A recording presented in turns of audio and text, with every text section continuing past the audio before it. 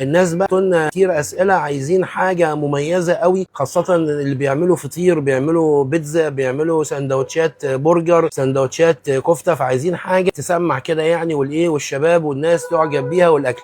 انا عايز اقول لك على حاجه بسيطه خالص. انت هتجيب ورق لوري، خد بالك، هتحطه كده في الخلاط وما تخافش من ايدك، مش هيحصل لها حاجه. وبعدين هتجيب مني حبهان وليكن 10 جرام، وورق اللوري لا يتعدى 5 جرام، هنحط الحبهان عليه. وبعدين هنجيب شويه كبابه صيني برضه حوالي 10 جرام، وبعد كده هتضرب كل دول مع بعض. عايزك بقى تيجي قرب كده معايا كده اهوت وشم الريحه كده، هتلاقي ريحه في منتهى الجمال ومنتهى الحلاوه. دي بقى للفطير، للبيتزا، سندوتشات البرجر، للصدوق، ممكن تضيفها على العيش بلحمه، حاجات خفيفه زائد البهارات التانيه اللي احنا عاملينها. دي حاجه كده ايه بتزود لك سنس كده ايه صغير، بيزود لك الريحه وبيزود لك الطعم وبيخلي حاجتك ما شاء الله مقبوله. خد مني كده واتكل على الله وادعي لي. السلام عليكم ورحمه الله.